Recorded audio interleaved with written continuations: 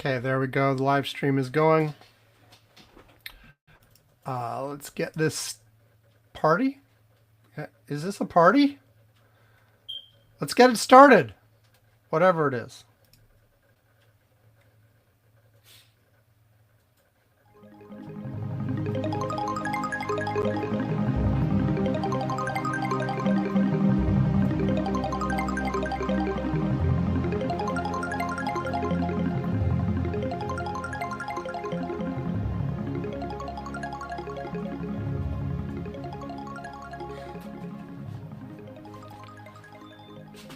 Welcome to Curmudgeon's Corner for Saturday, August 22nd, 2026.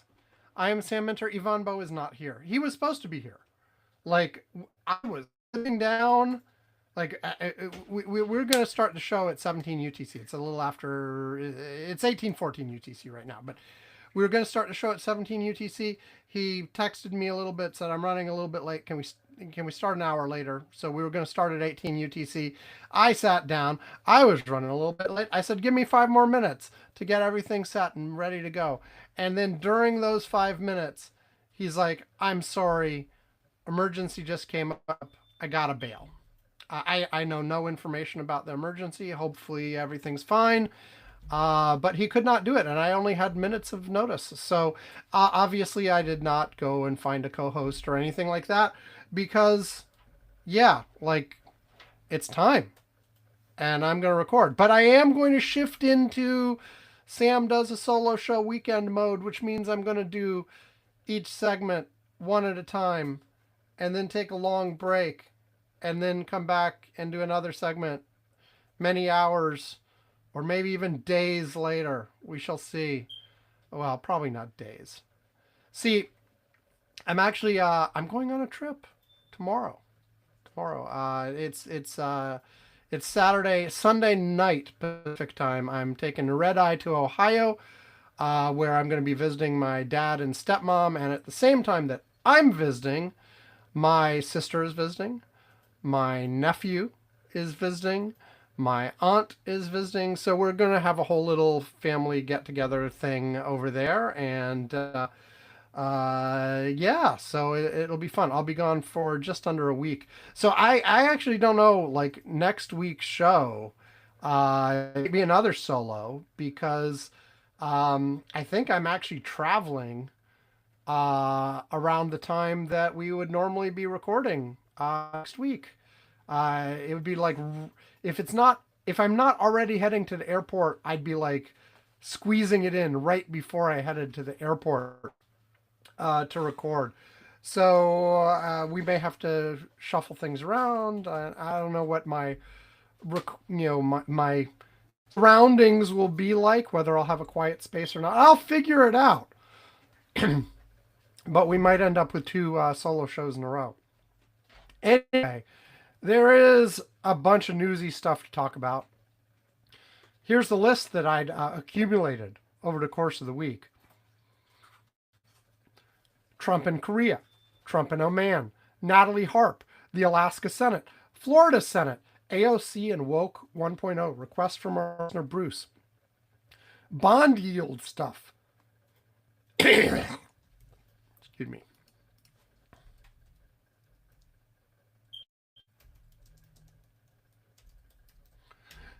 Bond yield stuff. The USS Abraham Lincoln. We briefly mentioned it last week, but we didn't really get into it, and there's more been going on. The ballroom. Those, a SCOTUS thing on the room. Basically, let them continue building while they consider it. And tariffs. Tariffs again. We had a little thing with Canada. Little thing with beef. Stuff going on. But of course, for this starting segment, I am going to do movies. I just, the way I do this, so you guys know, I think I've talked about this before, but I have a list on a wiki, a personal wiki that I have up on the website. It's at wiki.applesmay.com. It's public. Anybody can see it. But where I keep of all the movies and stuff. But in real time, when I think of something new to put on there, Or when I watch something, I don't update the wiki right at that moment. I suppose I could, but it's kind of a pain if I'm just on my phone. It's easier to do on the computer. So if I'm just on my phone, I take a screenshot or a photo or whatever is appropriate. And then every once in a while, I go through and I sit and I put in a bunch of them into the wiki. Um, and so a few days ago, I did a month of my screenshots, which resulted in a whole bunch of new movies, TV shows, books, what added to my master list of things I might watch or read someday. But added 17 new movies. Because apparently, I got laid off at the end of October 2025. And so the time frame I did here was November 11th to December 11th of 2025, sort of logging all the movies I watched. And apparently I watched 17 movies during that time, which is like an acceleration. And like I wonder what could possibly have given me more time to watch movies and stuff. So, but anyway, I think things slowed down again after that. I hope so, because like at doing one or two of these per show, I'm never ever gonna catch up. If like my current rate is like almost 20 movies a month, and I'm only doing what, four, yeah, eight. I don't know. And I already bumped it from doing one of these descriptions to two per week. And of course, we don't always do it. So anyway, I'm still only going to do two this time. And if I ever go above two, then it'll have to switch to like, get the bell and timer back out on me and like give me a 2-minute cap or something. Anyway, first movie. Actually, both of these today are from the AFI movie list. Last time I mentioned Citizen Kane. That was us finishing up. I don't know if it was last time, but recently mentioned Citizen Kane, which was finishing up the top 100 from the 1998 rankings. Well, as of October 15th, 2025, we started the 100 from the 2007 rankings. And number 100, falling from number 72 in the 1998 rankings, was Ben-Hur from 1959. And also, just to say, they did this in 1998 and they did this in 2007. They should have done it twice more by now. I want some updates. If we finish this top 100, we're going to have to figure out something else to do. Or we can reduce. Like, my movie list is already broken into 4 pieces.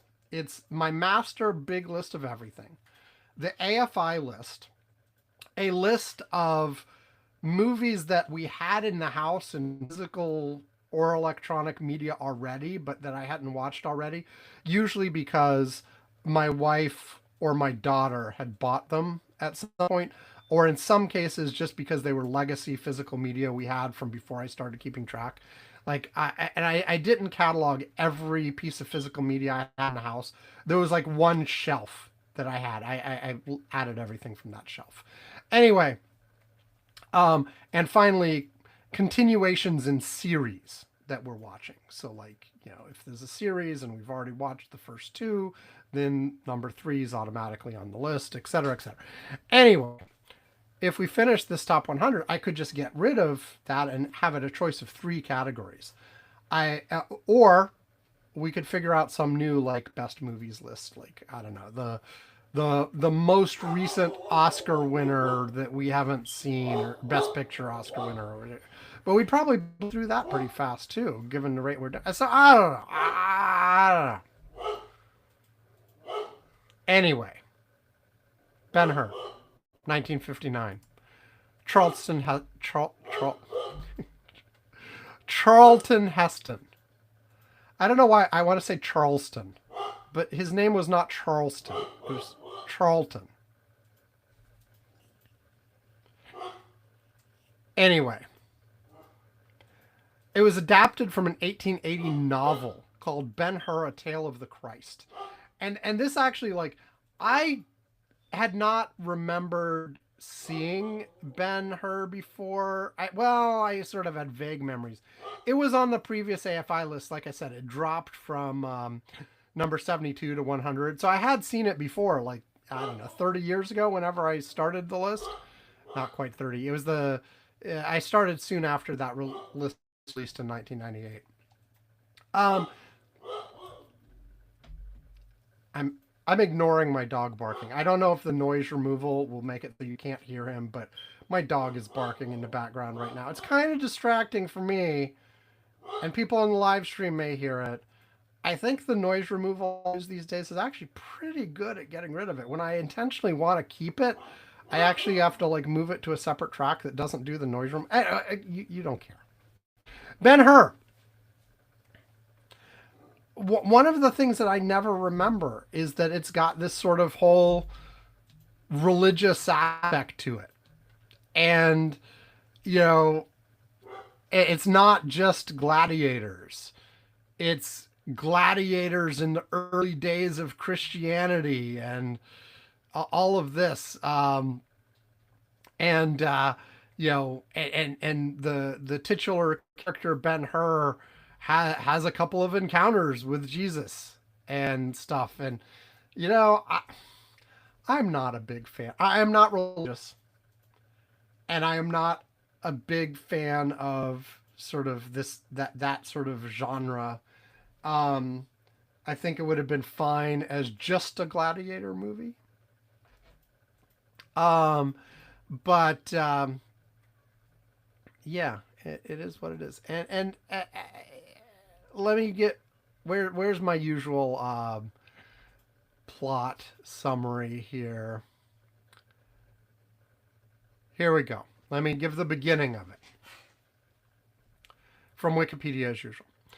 The three wise men, including Balthazar, visit Bethlehem to worship the infant Jesus. Years later, in AD 26 Jerusalem, Judah Ben-Hur, a wealthy Jewish prince, lives with his mother Miriam and younger sister Tirzah.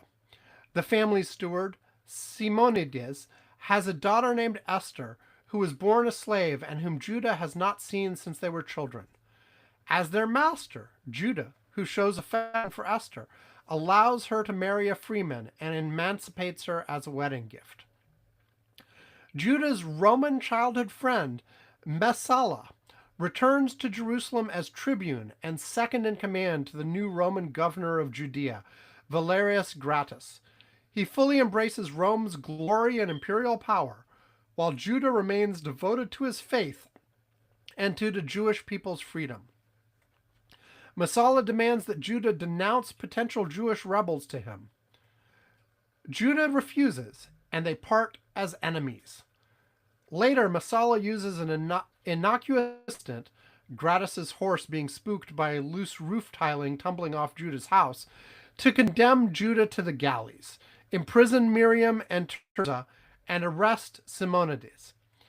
Judah, marched with other prisoners through Nazareth, has a brief chance encounter with Jesus Christ, who gives him water. Just a little bit more. Imprisoned, Judah rows on Roman consul Quintus Arrius' flagship. During a battle, Arrius' ship sinks and Judah rescues Arrius. Despite the sinking, Arrius is victorious. In Rome, Emperor Tiberius gives Judah to Arrius as his slave. Judah becomes a champion charioteer, and Arrius adopts him as his son. ... It continues. Judah travels home. Judah partners with a sheikh in a chariot race after not accompanying Esther to hear Jesus Christ speak. He meets with the governor. Judah and Esther... Yeah, and it continues. And honestly, remembering this, I'm realizing I'm mixing it up a little bit in my head with another gladiator movie as well. But whatever. Like this is Spartacus. we watched Spartacus sometime after this, and like they're melding together in my head. But no, Ben Hur is Ben Hur, and Spartacus is Spartacus. Um, and I guess he's more a charioteer than a gladiator, but you know, same idea, same idea. Anyway, like you know, fundamentally, I know it was a fundamental part of it, but I don't know. Like I didn't gain much from sort of the religious undertones of it. Um, it's they were fine. They were fine. They're just not my thing. Um, and you know the main thing for all of these old movies, like this, is actually at this point watching them is realizing when they have like crowd scenes and things like that, there were real crowds. You know, there was no. This is 1959. There was no CGI. There was no fake crowd. Well, yeah, there were ways to do fake crowds, but there were lots of real people. Lots and lots of real people. Effects were all practical, and you can just see the epic scale of everything in a way that when you have sort of masses of CGI crowds swelling in a battle scene or something, it's just not the same thing. And like when people are battling, they're actually battling. You know, I mean, not actually battling. It's not like real swords. They're not actually dying on screen. And sometimes you can see mistakes in the battles, like, you know, people fighting, and it's like, oh, they did not actually make contact there on that hit. Or, you know, the sword clearly went behind them, not actually in them, or whatever, you know. Or, you know, like, I guess they had the collapsible swords. They had all kinds of different ways of making it look good. But the point is, it actually looks really good. The, you know, when you go back and watch these old epic scale Hollywood productions, they do a good job. It looks great. You know, it looks sort of gritty and realistic in a way that modern productions often don't.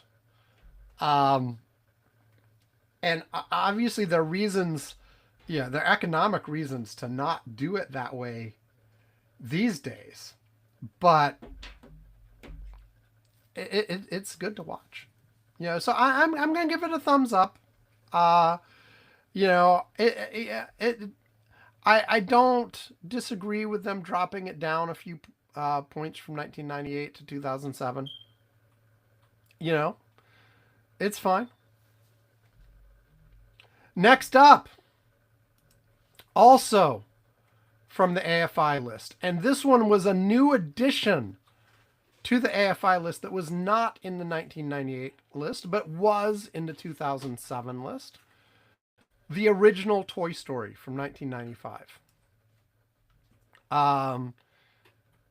I think we briefly talked about this when Yvonne went and saw the most recent one, the Toy Story 5. I think I've only ever seen 1, 2, and 3. But yeah, his plot. You guys all know, right? Toys get lost, toys get found, things happen. Anyway, in a world where toys are sentient but pretend to be lifeless around humans, a group of toys led by Sheriff Woody are preparing to move to a new house with their young owner, Andy Davis, and his family. During the party for Andy's 6th birthday, the toys, including Mr. Potato Head, Slinky Dog, Rex, Ham, and Bo Peep, become concerned that Andy might receive a new toy that will replace them. Andy receives a Buzz Lightyear action figure who believes that he is an actual space ranger and does not know that he is a toy.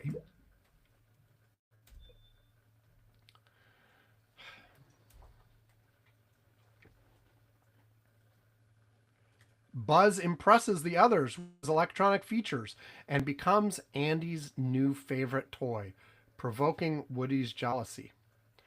2 days before the move, Andy's family plans to have dinner at Peanut. To ensure Andy brings him instead of Buzz, Woody tries to trap Buzz behind Andy's desk, but accidentally knocks him out the window.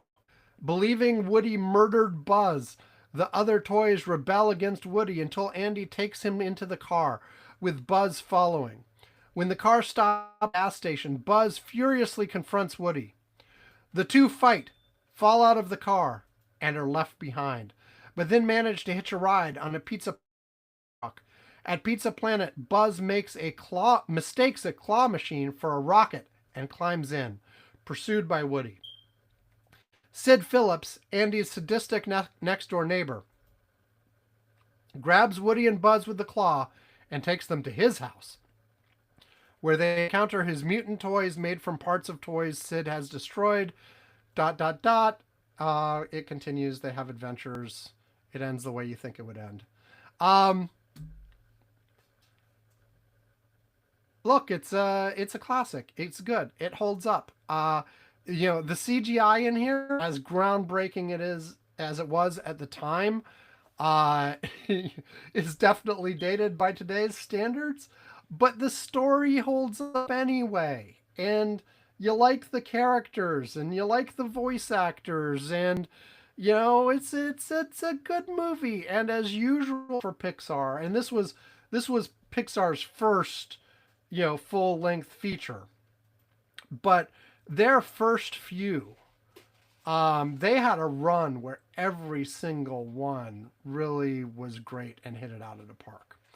You can argue that later on it sort of become more hit and miss, but their first few years, they had a really impressive record, and Toy Story started it all. And Toy Story may be one again that I think is on this AFI list.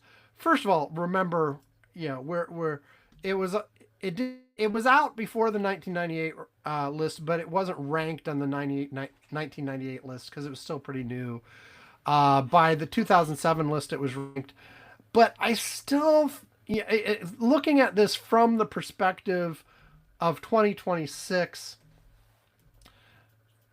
does it like my comments about Citizen Kane?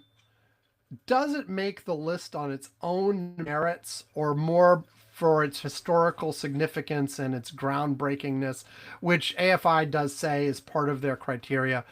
And I think maybe that, its position as the first full-length blockbuster computer animated movie is probably a big part of the reason why it made the top 100, because it's a good movie. But is it top 100? I don't know. But it was fine. It was good. Thumbs up. So 2 thumbs up for the 2 movies today. The next thing on the list, which I'm not going to do today, even though I could take advantage of Yvonne not being here and power through a few more. But the next couple, we've got the 2000 Spider-Man. Oh, I have to save that for Yvonne, because he'll always go into his rant on superheroes and how they're too many actors playing them and blah, blah, blah. And we got to hear that again because we haven't heard it enough. And then next is Godzilla Raids Again from 1955. So, and then after that, a TV show, The Orville. Finished up The Orville. Anyway, that's it. We're going to take a break. And, the next one is supposed to be an Apple Dream. And I had not had time to prep it before the show. But because I'm going to do this segmented over segments, I will make sure I prep it before we kick off the next segment. So I'm just going to sign off by signing off here for this segment and say, see you after this or whatever. And we'll have it ready and insert it through the magic of editing and time travel. Well, not really time travel. It'd be nice if it was time travel. I guess it is time travel into the future. For me, because I'll be doing it later. I mean, I'm traveling at the normal speed into the future. And for you guys, I guess it's time travel because you're listening to words from the past. You don't usually think of it as time travel. Do that, but it kind of is, sort of. Or maybe it's more like watching or listening to the past. I don't know. Is watching an old newsreel time travel? Sort of. Okay. We'll be back after this. And goodbye to the people on live stream too. Bye for now.